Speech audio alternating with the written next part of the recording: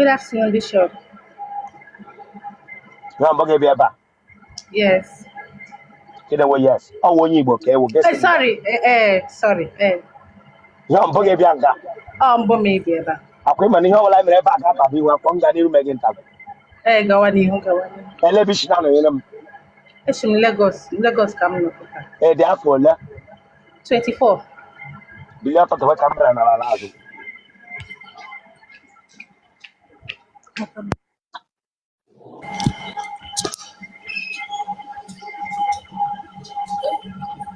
Tọnụ a.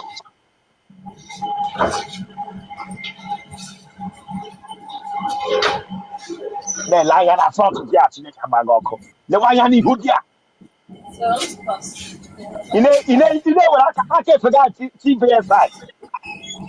Ine ati ma fingers aka efega di wuto ya. Chi aka efega Chineke akpọghị ọkụ. Ma bingo.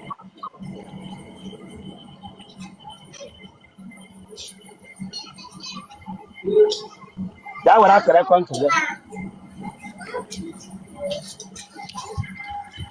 Aha gị. I'm with Joma, sir. Ijeọma onye. Ijeọma onye. Ijeọma Cletus Ọnụmazi. Uwe onye ebe. Anwe ya na Anambra State. Ebe na Anambra. Anwe Nnewi South. Ebe na Nnewi. Anwe onye otu. Gịnị ka ị na-arụ? Ana m efe isi nails ya na lashes. Na-emekwa pedicure na manicure. Ị lụọla di mbụ? Mba. Ị mụọla nwa? Mba. Mpa gị na mma gị ha dị ndụ? Ha dị ndụ. Nna gị ọwụ onye ara? Mba. Ara ọ gbaala nne gị mbụ? Mba. Gị nwere ji ekofu? Mba. Ị ji agwọ ụra? Mba na m agwọ ụra. Mmadụ ole tara ala gị? So mmadụ atọ. Aha ha? Ụzọma, Prince ya na Saji. Ị gara ụlọ akwụkwọ mahadum? Mba aga mahadum. Ka ebe isi na-anọnyere anyị? Lagos.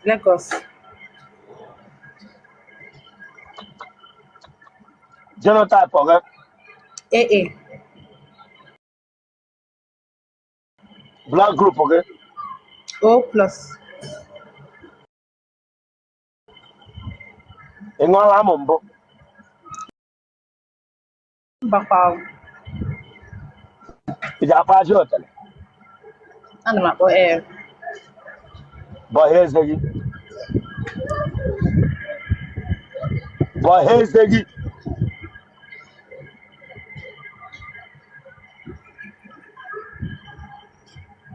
Congratulations. Wakpo nọmba gị? 081 620. Abụkwala nwa votu. Chere agwakwala nwa gị votu gị na WhatsApp. Okay. Gaa n'iru. 081 620. Onye butukwara na onye a? Onye buturu nwa? Good afternoon. Good afternoon, sir. Ke fata bara ese ka ewi debia nga asị ma ọ ara ya adịghị. Sorry, sir. Ita Ethiopia. Debia ga yes ma. Good afternoon, sir. Yes. Food ọnụ ga n'ime onwe gị. Ndị onwe gị na 10 Chineke agbaga ọkụ. Nsị gị tigo onwe gị na 10. Tigo onwe gị na 10. Be serious. Planga bịa takusi beza dị bara irele m mbọ ma ṅụọ. Don't try it next time. Debia nga tell much. Sorry, sir. Nsị gị dị serious dreaming. Debia nga tell much. Okay, sir. Nyela mara mbọ ma ṅụọ eji bịa nga egugere m eze.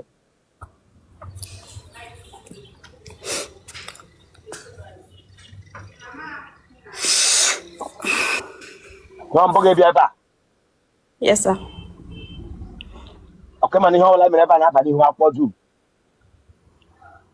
Dewe akara ekwentị gị n'ala gị bido ọtọ gị na-asị.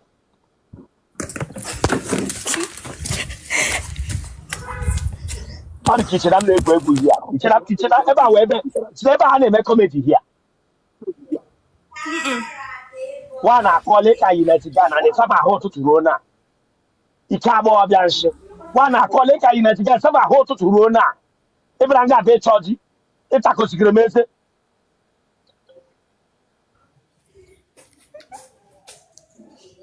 Ọtọ ga-aga ọchị. Mgbe enwere iwe bishọp. Ihe nwere bọdị ọdọ na lee ihe ịkụwa na ịsaba ahụ ụtụtụ ruo na.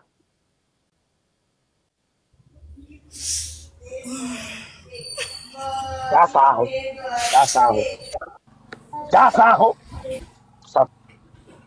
Ya mgbe ga-ebịa nga. Mgbe isi m gaa mee test, so alachitala m.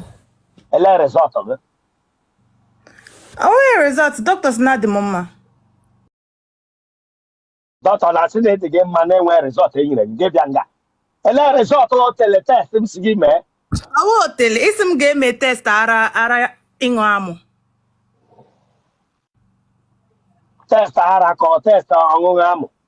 Na test ịṅụ amụ na onye isi m ga-eme. Ele resọtụ m si gị weta. Doctors na m dị mma na ịṅụ amụ ahụ ihe ọjọọ. Bishop, biko achọrọ m di, agbawala m obi too much. Achọrọ m di, ike agwụla m. Achọrọ m ịlụ di. O si gị n'ala obi chọrọ ịlụ di. Achọrọ m ịlụ di, ike agwụla m. Ele test m si gị mee, ele the result.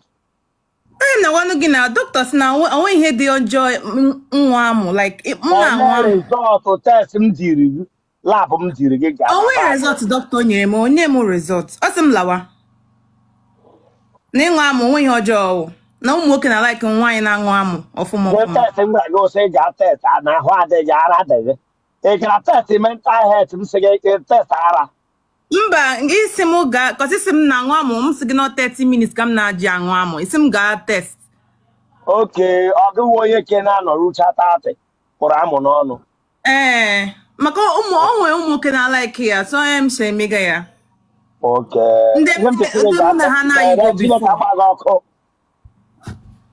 Bishop, achọrọ m di. Kpọọ nọmba gị. 081 44 33 4019. Good afternoon, Bishop. Ebela nga mbụ. Mba. Ki kwenu coat ọ bụ ịrụ ana na-apụ. Mba, njọ si chọọchị bata kịta. Ị ga-arụ n'ọfịs ndị lapụ gị swishi chọọchị ihe ọwe akwa eji aga. Ị ga-arụ n'ọfịs ndị lapụ. Adị m arụ n'ọfịs. Ihe kamera na gị n'azụ.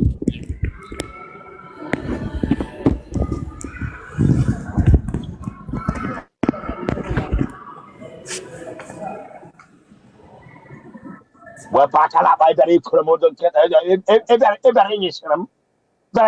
Wepụ aka n'akpa. Iyi kootu bịa nga bịa nyesịrị m. Nọrọ ọfụma kwụrụ streti. Nsịga nọrọ ọfụma kwụrụ streti. Ekpo ochi ite onye na-agba ekpo. Bịa nga bịa iyi kootu ịkpọrọ ọhụrụ ị bịara inyesịrị m. Okodo onye na-agba mkpọ n'ala aka ya ọdụla otu aka ga-ede. Fatima aka ga anọdụ akụlatata ọnụ. Aka ga anọrọ n'ọkụ onye na-agba egbe igwe. Mepee aka gị dewe aka gị streti aka ga anọkọlịta n'ahụ gị. Tere enyesịrị m onye kootu. Tere nga bịa nyesịrị m. Ekwesịrị ndị ọrụ na mọtụ ọrịa ị gara aga sụrụ. Bịa nga bịa nye kootu bịa nyesịrị m. Ihe hụ gị na ihe chisowe ezigbo osu. Gaa ladị ma mọtụ ọrịa ị ga-ahụ demara na-asụ ụzọ ahụ n'ọdị ya. Ọsụ a ka ọ na-eyi. Ị bịa nga bịa tozuo. Iyi kootu. Bịa were fọnụ gị.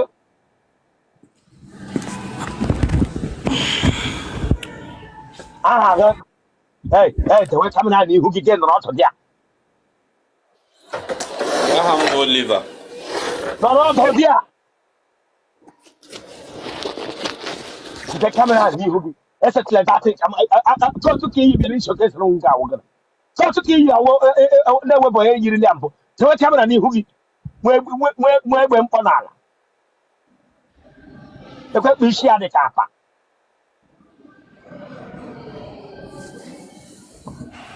ka ha go gana Aha m wụ Oliver. Oliver nya Oliver Ugwuanyi. e da for na Adị m 38. e lo la wan Mba. e mo la nwa Ya.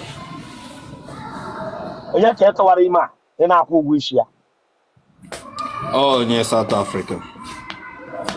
ị tọwara onye South Africa ime kwụ ụgwọ isi ya ya ma ọ kpụ unu na-eji aga amụ nwa na mba ka ọkụkọ onye ọbụla n'ọhụrụ na-anya ịgha Mba ebe ọ ọbụla n'ọhụrụ na chere Chineke agbaghị ọkụ otele ahụ ọla n'ụlọ bet Naija gọwụrụ unu gbara unu ewere mmiri amụ gbaba ya gbaa 4.5 gbaa 2.5 ka ọbụla imeriri gị hapụ ya nga ahụ otele ụmụ nwaanyị ahụ ọrụ ụlọ bet Naija iyi kootu ịmụọla South Africa ịbịala nga ịchọ nwaanyị ọtọ ị na-ala ịtụwapụ oyi ime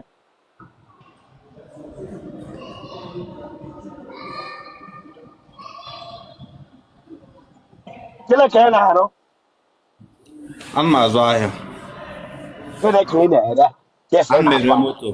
Ana m ere moto na South Africa. kọmọ n'asụsụ Igbo na-enwe ike ịmata asụsụ Igbo unu ga-eyuzi ịzụwa ahịa onye ma Ana m ere ụgbọala na South Africa.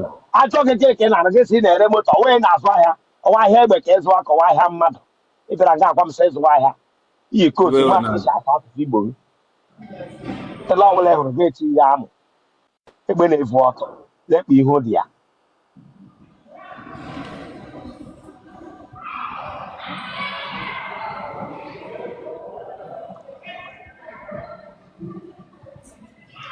mpaga na mmadụ ha dị ndụ Mpa m anwụọla, mma m dị ndụ. ewu nna gị ọnwụọna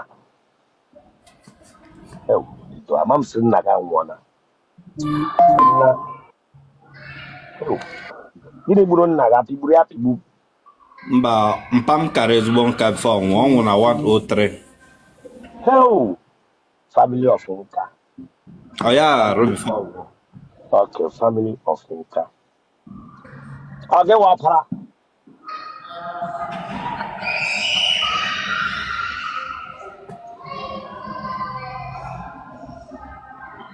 ara ọgbala gị mbụ Mba. ji agba ncha Mba. tupu mpaga anwụọ jidere ya nga ọ gbara ncha mbụ Mba. mmadụ ọlụgharịrị ji Mba.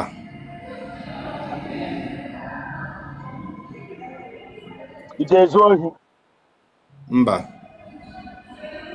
ndị onye ọgbala ahụ ga-aka ntị mbụ Mba. iji atụtụ komkom Mba. ị ṅụọla kolos mbụ Mba. laadụ kwado Mba. nkọsịrị ma bịa omeele gị mbụ Mba. mkpụrụ amụ ọha ka mkpụrụ amụ nna maka nke nkịta O nwere nke nkịta. mkpụrụ amụ nkịta ọ nkịta bingo ka ọ nke ekuke Bingo. mkpụrụ amụ nkịta bingo